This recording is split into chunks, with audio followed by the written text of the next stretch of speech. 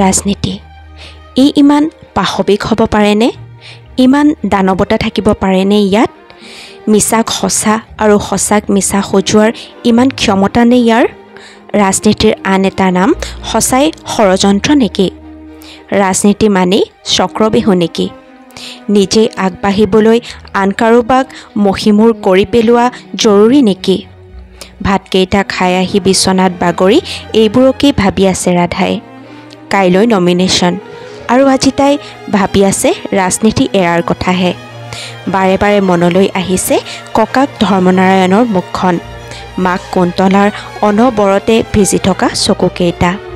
বুজিবনে তেওঁলোকে ৰাজনীতিৰ মেৰপাক? কাইলৈ বা পৰহিলৈ কথাবোৰ বাৰু বহল হ'ব। চহৰৰ কলেজৰ ৰাজনীতিয়ে গোবিন্দপুৰকো চুই যাব। বতাহত ভাহি আহিব ৰাধা আৰু ৰিতুলৰ ভুৱা সম্পৰ্কৰ খবৰ।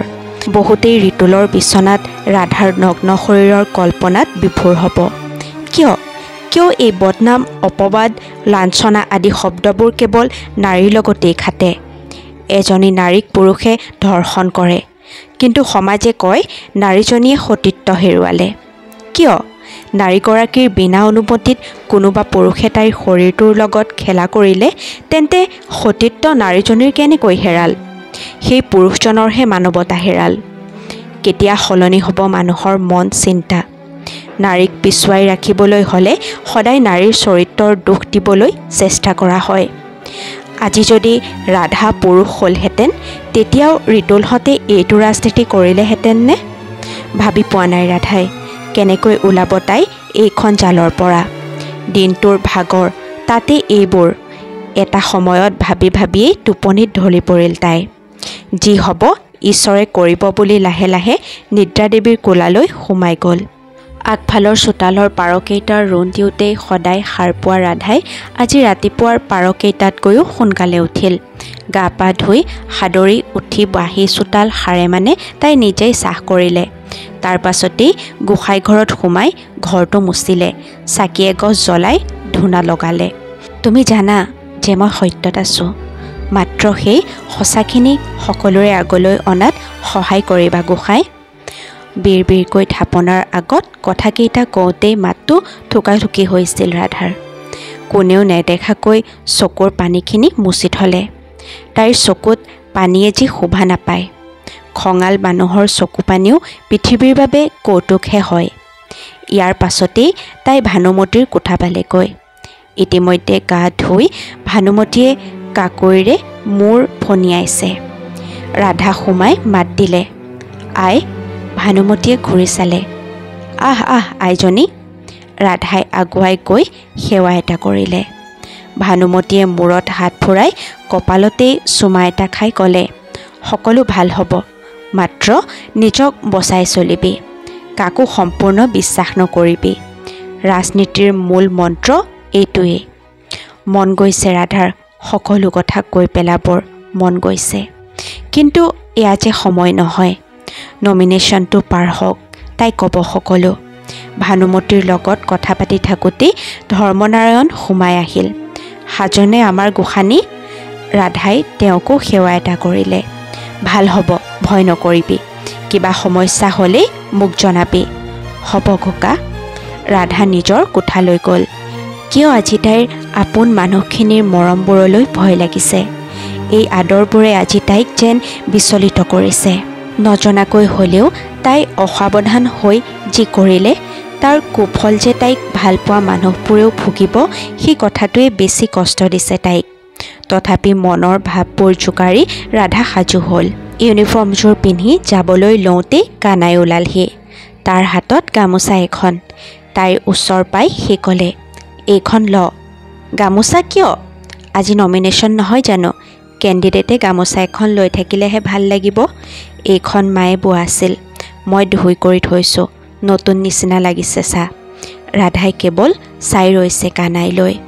তাৰ নিস্বাৰ্থ হেঁপাহখিনি যেন সাহস হৈছে তাইৰ বাবে। গামোচাখন কান্ধত ল'লে তাই।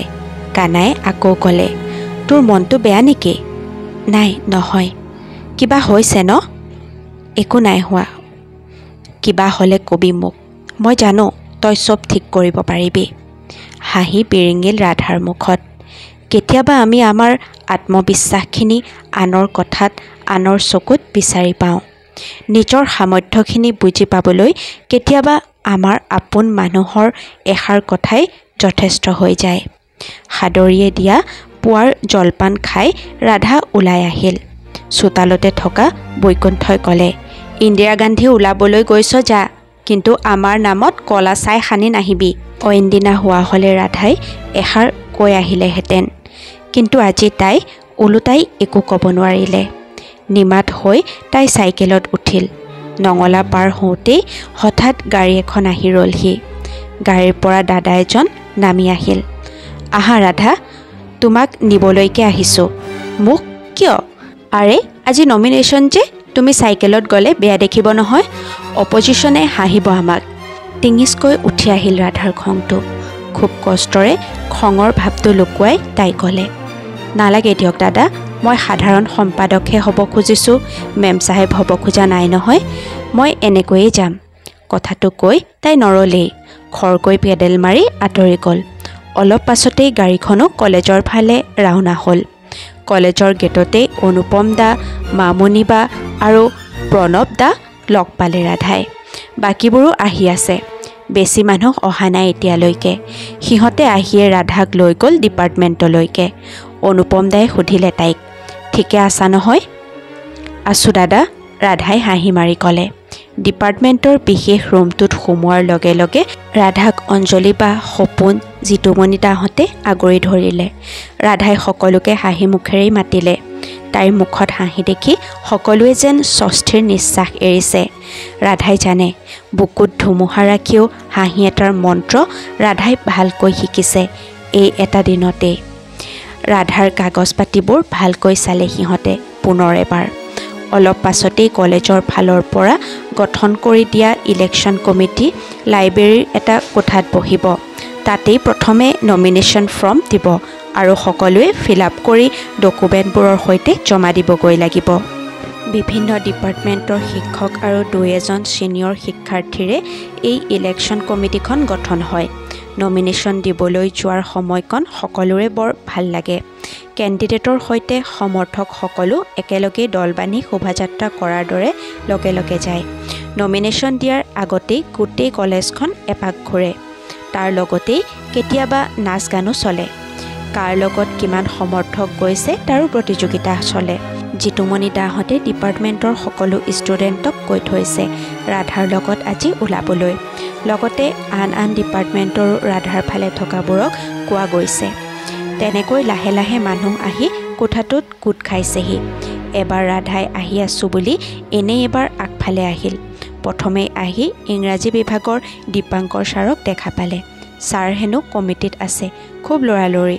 তাইক দেখিয়েই ছাৰে হাঁহি মাৰি অল দ্য বেষ্ট ডে বুলি কৈ গ'ল। তাৰ পাছতেই অসমীয়া বিভাগৰ বিনীতা বাইদেউ, গণিত বিভাগৰ জ্যোৎস্না বাইদেউ, ৰাজনীতি বিজ্ঞান বিভাগৰ মৃণাল ছাৰকো লগ পালে। এই সকলোৱে ৰাধাক খুব মৰম কৰে আগৰ পৰাই। ৰাধাক দেখি সকলোৱে হাঁহি মুখেৰে মাত এষাৰ দি গৈছে। ৰাধাই সঁহাৰি জনাইছে সকলোকে। এনেতে নতুনকৈ অহা ডিপাৰ্টমেণ্টৰে জুনিয়ৰ কুলজিতে ৰাধাক দেখি কৈছে, ৰাধা বা, আজি কিন্তু কলেজ কপাই দিম। তাৰ লগতে থকা আটাইজাকে চিঞৰিছে, আমি কিন্তু সাজু দেই, একে একে দুই অসমীয়া বিভাগ জুই। সিহঁতৰ উৎসাহ দেখি সন্তুষ্টিৰ হাঁহি মাৰিছে ৰাধাই। সিহঁত যোৱাৰ পাছতেই ৰাধা কৰিডৰত খোজকাঢ়ি আছিল। মনটো যেন সেমেকি আছে তাইৰ কালিৰ কথাবোৰৰ পৰা। এনেতে হঠাৎ পিছফালৰ পৰা কোনোবাই গুণগুণাই গালে, এজাৰ ফুলা দেখি বেজাৰ কিয় কৰ, কিয় মনে মাৰি থাক মোৰ দেহি ঐ। উচপ খাই উঠিল তাই। পিছফালে ঘূৰি চাই দেখে হাঁহি এটা মাৰি সেয়া শৰৎ। তাই কৃত্ৰিম খঙেৰে ক'লে, টিচাৰ হৈ ছোৱালী জোকাইছে, লাজ নাই? হয় নেকি? টিচাৰ কাৰণেহে ছাৰ বুলি মাতিবলৈ কাৰোবাৰ মুখ ফুলিছিল। ৰাধাই হাঁহিৰে তলমূৰ কৰিলে। শৰতে তাইক পেন এটা দি ক'লে, এইটো লোৱা, আজি চহী এইটোৰে কৰিবা, শুভেচ্ছা থাকিল। তাই পেনটো লৈ শৰতক ক'লে, আপোনাৰ লগত কথা এটা আছিল। কোৱা। ৰাধাই কওঁ নকওঁকৈ ক'লে, ৰাজনীতিত সোমাইছোঁ, বহুত কিবা কিবি হ'ব, হয়তো মোৰ কিবা বদনামো ওলাব। আপুনিও সেইবোৰ বিশ্বাস কৰিব নেকি? শৰতে হাঁহি মাৰি ক'লে, তোমালৈ মোৰ কি আছে নাজানো ৰাধা, কিন্তু যি আছে সেয়া ইমান থুনুকা নহয় যে ৰাজনীতিৰ এই বদনামে সেয়া ভাঙিব পাৰিব। একো চিন্তা নকৰিবা, এইবোৰ মিছা বদনামে চুব নোৱাৰকৈ তুমি ওখ। মনটো যেন ভৰি পৰিল ৰাধাৰ। দীঘলকৈ উশাহ এটা ল'লে তাই। পাৰিব, এতিয়া যেন পাৰিব তাই গোটেই পৃথিৱীৰ সৈতে যুঁজিব। সঁচাই আমি সকলোৱে যুঁজিব পৰাকৈ শক্তিশালী, মাত্ৰ সেই এখন ভৰসাৰ হাত লাগে, এষাৰ বিশ্বাসৰ মাত লাগে। এনেতে ভিতৰৰ পৰা ৰঞ্জনে আহি ৰাধাক মাতিলেহি। ফৰ্ম দিছে হেনো। ৰাধাই শৰতক যাওঁ বুলি কৈ আঁতৰি আহিল। লাইব্ৰেৰীৰ পৰা ফৰ্ম আনি ডিপাৰ্টমেণ্টতে ফিল আপ কৰিলে ৰাধাই। প্ৰাঞ্জল দাহঁতে তাইৰ আগৰ ইয়েৰৰ মাৰ্কশ্বিট, ID কাৰ্ড এইবোৰ চিজিলকৈ একেলগে এটা ফাইলত ভৰালে। লাহে লাহে ৰুমটোৰ সন্মুখত ল'ৰা ছোৱালীৰ ভিৰ লাগিল। ৰুমটো ভৰি পৰিল। অসমীয়া বিভাগৰ বাহিৰেও ৰাজনীতি বিজ্ঞান, গণিত, শিক্ষাতত্ত্ব, অৰ্থনীতি, ইংৰাজী আদি বেলেগ বেলেগ বিভাগৰ ল'ৰা ছোৱালীও আহিছে। আচলতে ৰাধাৰ জনপ্ৰিয়তা কেৱল অসমীয়া বিভাগতেই নাই। সকলোৱে তাইক জানে, তাইৰ স্বভাৱৰ বিষয়েও জানে। সেয়ে তাই সাধাৰণ সম্পাদক হ'লে যে কলেজখনৰ সঁচাই ভাল হ'ব সেয়া সকলোৱে বুজিছে। এবাৰ অনুপম দাই বাহিৰত ৰোৱা সকলোকে শাৰী পাতিবলৈ দিলে। অলপ পাছতেই ৰাধা নমিনেশ্যন দিবলৈ যাব। প্ৰতিটো বিভাগৰ সন্মুখেৰে গৈ অডিটৰিয়ামৰ ফালেদি ঘূৰি কেণ্টিনৰ আগেৰে ওলাই লাইব্ৰেৰীত সোমাব। কিন্তু প্ৰথমে শ্বহীদ বেদীত সেৱা জনাই ল'ব। সকলোকে কথাখিনি বুজাই অনুপমে ৰাধাক মাতিলেগৈ। এইফালে প্ৰাঞ্জল দাই অসমীয়া বিভাগৰখিনিক এবাৰ একাষৰীয়াকৈ মাতি নি ক'লে, শুন, এইটো কলেজ উইক নহয়, আমাৰ লগত বেলেগ বেলেগ ডিপাৰ্টমেণ্টৰো ষ্টুডেণ্ট আছে, গতিকে অসমীয়া বিভাগ বুলি কিবা শ্লোগান নিদিবি, দিলে ৰাধাক লৈ দিবি, বুজিলি? প্ৰাঞ্জলদাৰ বিচক্ষণতাত সকলোৱে প্ৰশংসা জনালে। এইবাৰ হাতত ফৰ্ম আৰু ফাইল লৈ ৰাধা গম্ভীৰ খোজেৰে ওলাই আহিল। লগে লগে গোটেই জাকৰ মাজত হুলস্থুল আৰু কিৰিলি আৰম্ভ হৈ গ'ল। ৰাধাহঁতৰ দলটো ডিপাৰ্টমেণ্টৰ পৰা ওলাই গৈ বাৰাণ্ডাখনতেই ৰ'লগৈ, কাৰণ সিফালে হৃষিকেশ আৰু তাৰ সমৰ্থকখিনিয়ে শোভাযাত্ৰা কৰি আহি আছিল। প্ৰাঞ্জল দাই সকলোকে ৰৈ দিবলৈ ক'লে। ৰাধাই দেখিলে হৃষিকেশৰ কাষতেই ৰিতুল। চিঞৰি চিঞৰি শ্লোগান দি সি যেন ক'বই পৰা নাই। দাঁত কৰচি উঠিল ৰাধাই। তাইৰ কাষতে থকা অঞ্জলিবায়ে তাইৰ বাহুত হাত থলে। দীঘলকৈ উশাহ এটা ল'লে ৰাধাই। অলপ হুলস্থুল কৰি কৰি সিহঁতৰ দলটো গৈ লাইব্ৰেৰীত সোমাল। প্ৰাঞ্জল দাই ক'লে, ব'ল আমি শ্বহীদ বেদীৰ ফালে যাওঁ। লগে লগে আৰম্ভ হৈ গ'ল সিহঁতৰ শোভাযাত্ৰা। ৰাধা সকলোৰে আগত, তাইৰ এফালে অঞ্জলি, আনফালে সপোন, লগতে ৰঞ্জন, জিতুমণিহঁত, পিছে পিছে বাকীবোৰ। কোনোবাই চিঞৰিছে, কোনোবাই কিৰিলি পাৰিছে।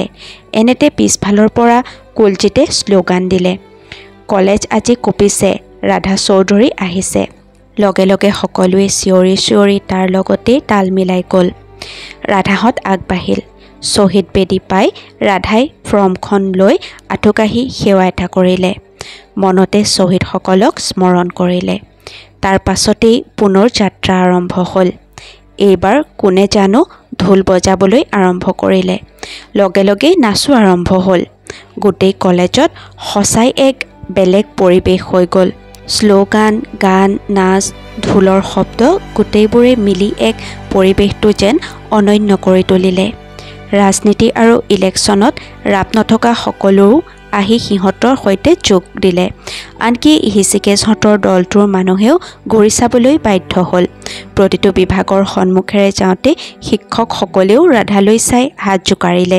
ইকনমিক্স ডিপাৰ্টমেণ্ট পাওঁতেই শৰতে বাৰাণ্ডাৰ পৰাই ৰাধালৈ চাই হাতৰ তৰ্জনী আঙুলিটো আৰু বুঢ়া আঙুলিটো লগ কৰি বিশেষ ভংগীমাত তাইলৈ ইংগিত দিলে। ৰাধাই হাঁহিলে মাত্ৰ। এইদৰে গৈ সিহঁত লাইব্ৰেৰীৰ সন্মুখ পালেগৈ। হৃষিকেশহঁতৰ দলটো যেন নিচিন্ন হোৱাৰ দৰে হৈছিল। ৰাধাৰ লগত এনেদৰে সকলো ওলাই আহিব বুলি সিহঁতে হয়তো ভবাও নাছিল। প্ৰায় 200-300 সমৰ্থক ৰাধাৰ দলটোত দেখি সিহঁতৰ চকু কঁপালত উঠিল। হৃষিকেশক কাণে কাণে ঋতুলে ক'লে, একো নাই, আজিৰ দিনটো যাওক, কাইলৈৰ পৰা খেল উলটি যাব, চাই থাক। হৃষিকেশে ৰাধালৈ চাই কুটিল হাঁহি মাৰিলে। ৰাধাই প্ৰাঞ্জলহঁতৰ লগত লাইব্ৰেৰীৰ ভিতৰলৈ সোমাল, বাকীবোৰ বাহিৰতেই ৰ'ল। হৃষিকেশে লগ পাই ৰাধাক ক'লে, শুভেচ্ছা চৌধুৰী, বহুত মানুহ আনিছা লগত। ৰাধায়ো হাঁহি মাৰি ক'লে, আমি সাধাৰণ মানুহ, ক'ত মানুহ আনিব পাৰিম, যি আহিছে নিজে আহিছে। ঋতুলে তলমূৰ কৰিলে ৰাধাক দেখি। তাই তাক উপেক্ষা কৰি ইলেকশ্যন কমিটিত বহি থকা টেবুলৰ ওচৰলৈ গৈ ফৰ্ম আৰু ডকুমেণ্টবোৰ ছাবমিট কৰি চহী কৰিলেগৈ। তাৰ পাছতেই সেইদিনাৰ কাৰ্যসূচী সমাপ্ত। আবেলিলৈ কেণ্ডিডেটৰ লিষ্ট ওলাব। ৰাধাহঁত ডিপাৰ্টমেণ্টলৈ ঘূৰি আহিল। দিনটো ডিপাৰ্টমেণ্টতে পাৰ কৰিলে সিহঁতে। আবেলিলৈ লিষ্ট ওলাল। ৰাধা আৰু হৃষিকেশৰ নাম ওলাল সাধাৰণ সম্পাদকৰ বাবে। তেনেকৈ সভাপতি, ক্ৰীড়া সম্পাদক, সাংস্কৃতিক সম্পাদক আদিৰ বাবেও বেলেগ বেলেগ কেণ্ডিডেটৰ নাম ওলাইছে। কিন্তু এইবাৰ সকলোৰে চকু কেৱল সাধাৰণ সম্পাদকৰ পদত, কাৰণ প্ৰথমবাৰলৈ তাত ছোৱালী এজনী উঠিছে। সেয়ে ৰিজাল্ট কি হয় জানিবলৈ সকলো যেন আগ্ৰহী। বাৰু যি হওক, আজি সকলো ভালে ভালেই হৈ গ'ল। এতিয়া কাইলৈৰ পৰা ভালকৈ প্ৰচাৰত নমাৰহে কথা। অৱশ্যে আজি নমিনেশ্যনত ৰাধাৰ লগত যোৱা মানুহ দেখি প্ৰাঞ্জল দাহঁতৰ প্ৰচাৰৰ বাবে থকা চিন্তা বহুখিনি কমিল। মানুহ থাকিব তাইৰ লগত। এইবোৰ কথাই পাতি থাকোঁতেই হঠাৎ ৰাধাহঁতৰ বিভাগৰে ঋতুপৰ্ণাই আহি ক'লেহি, ৰাধা, তোক হেডে মাতিছে এতিয়াই। সকলোৰে কথাবোৰ ৰৈ গ'ল। হেড মানে বিভাগীয় মুৰব্বীয়ে মাতিছে ৰাধাক। কিন্তু কিয়? হঠাৎ এনেকৈ? তাই প্ৰাঞ্জলদালৈ চালে। তেওঁ ওচৰলৈ আহি ক'লে, যা তই, আমি আছোঁ লগত। মনত ভয় লাগিলেও ৰাধা খৰখোজেৰে গৈ অসমীয়া বিভাগৰ মুৰব্বী অধ্যাপক ডক্টৰ আলোক গোস্বামীৰ ৰুম পালেগৈ। তেখেতৰ ৰুমতেই বিভাগৰ অন্য কেইজনমান শিক্ষক, সংগীতা মেম, দীপা মেম আৰু মণিক ছাৰো আছিল।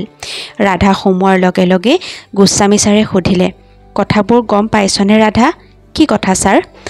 আলোক গোস্বামীয়ে মণিক ছাৰলৈ চালে। তেখেতেও ৰাধাক ক'লে, এতিয়া নজনাৰ ভাও ধৰি থাকিলে সমাধান নোলাব। ঋতুলৰ কথাবোৰ লাহে লাহে ওলাইছে। চকু ডাঙৰ হৈ গ'ল ৰাধাৰ। দুখোজ পিছুৱাই আহিল তাই। তাৰমানে কথাটো এনেকৈ ওলাইছেনে যে বিভাগৰ মুৰব্বীয়েও গম পাই গ'ল? কি ভয়ংকৰ ষড়যন্ত্ৰ চলিছে মানে তাইক লৈ। ৰাধাই একো নোকোৱাকৈ তলমূৰ কৰিলে। এইবাৰ সংগীতা মেমে খঙেৰে ক'লে, এতিয়া নোকোৱা কিয় একো? নিজৰ লগতে বিভাগটোৰো সন্মান শেষ কৰিছা তুমি। এইবোৰ মিছা কথা মেম। মই আচলতে।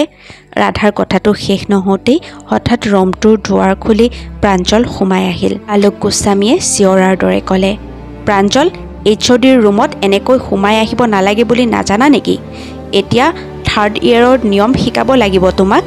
প্ৰাঞ্জলে ভয় নকৰি ক'লে, আপোনালোকে নিয়ম ভাঙিছেই যেতিয়া মই আৰু কি নিয়ম মানি থাকিম ছাৰ?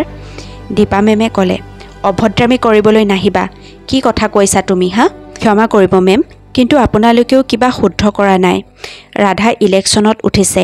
ইলেকশ্যনত এনেকুৱা সৰু সুৰা বদনাম ওলোৱাটো স্বাভাৱিক কথা। সেইবুলি তাইক ইয়ালৈ মাতি আনি জেৰা কৰিব কিয়? ইলেকশ্যনৰ ইছ্যুত আপোনালোকে সোমালে বেয়া দেখি ছাৰ।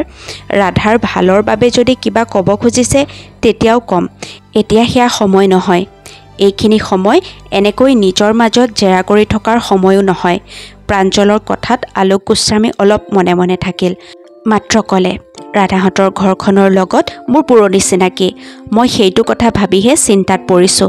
বাকী তোমালোকে নিজেই যি ভাল দেখা কৰা। ৰাধাক হাতত ধৰি প্ৰাঞ্জলে তাৰ পৰা উলিয়াই লৈ গ'ল। বাহিৰত অঞ্জলিহঁতে ৰাধাক বেৰি ধৰিলে। তাই একো ক'ব পৰা নাছিল মুখেৰে। মাত্ৰ প্ৰাঞ্জলক ক'লে, ধন্যবাদ প্ৰাঞ্জল দা। প্ৰাঞ্জলে তাইৰ মূৰত লাহেকৈ মাৰি ক'লে, ধেই পাগলী, ইমান টেনশ্যন নল'বি। আমি চব আছোঁ নহয়, অকলে এৰি নিদিওঁতো তোক। এতিয়া ঘৰলৈ যাগৈ। কাইলৈৰ পৰা চব সাজু হৈ আহিবি। ষ্টেজ কেম্পেইনিং এইকেইদিনতে হ'বই চাগে।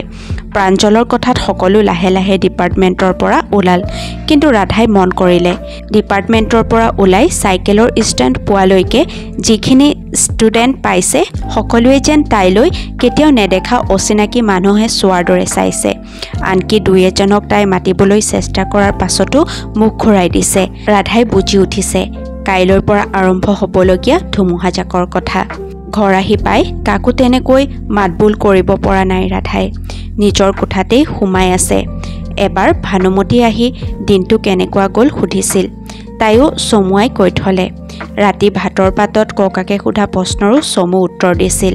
সকলোৱে ভাবিছে দিনটো ভাগৰ আৰু কাইলৈৰ পৰা আৰম্ভ হ'ব লগা কামবোৰৰ চিন্তাতে চাগে তাই এনেকৈ আছে।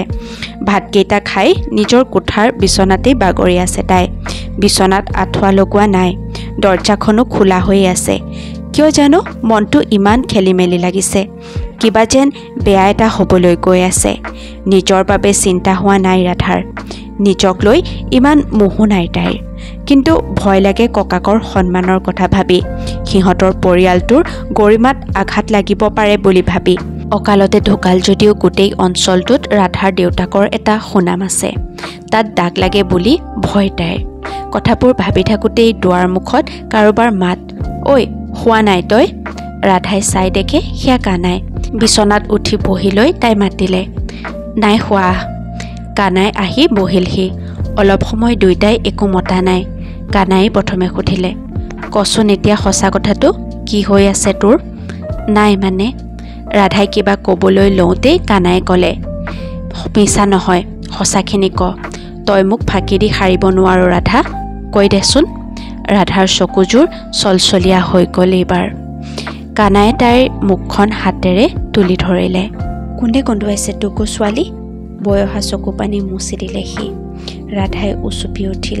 কিবা এটা ক'বলৈ লৈছিল, কিন্তু কানাই যেন কিবা এটা বুজি পাইছে। সি ক'লে, নালাগে দে এতিয়া ক'ব, পাছত শুনিম। তই শুচোন এতিয়া। টোপনি অহা নাই অ'? আহিব, মই আছোঁ ওচৰতে, তই শু। এইবুলি কানাই তাইৰ বিচনাখন পাৰি দিলে। গাৰুটো দি তাইক শুবলৈ দিলে। নিজেও কাষতেই বহিল। ৰাধাৰ কপালখনত হাত ফুৰাই ফুৰাই সি ক'লে, চকুকেইটা মুদি দে। তই সেই স্কুলত থাকোঁতেই চৰকাৰে ন'টিচ দিয়া গছ কটাৰ পৰা ৰখাই দিছিল। তগৰৰ বিয়া ভাঙি দিছিলি। আৰু কটক কি? এতিয়া ইমান ডাঙৰ হোৱাৰ পাছত এনেকৈ দুৰ্বল হ'লে কেনেকৈ হ'ব? যুঁজবোৰ এতিয়া ডাঙৰ হ'ব ৰাধা। তয়ো দুগুণ সাহসেৰে যুঁজিব লাগিব।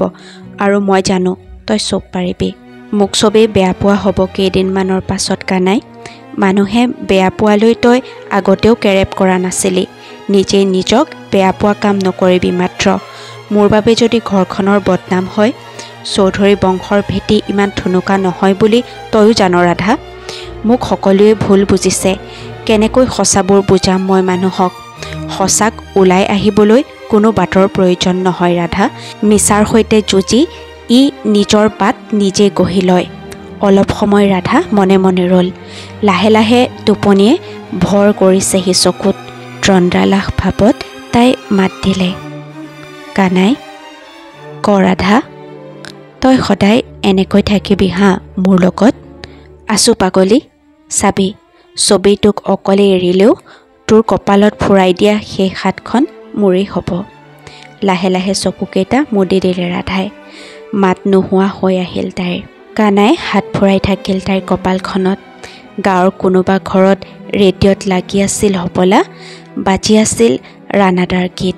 কেতিয়াবা বেজাৰতে টোপনি নাহিলে মোৰ কপালতেই যেন হাত যোৱা বোলাই।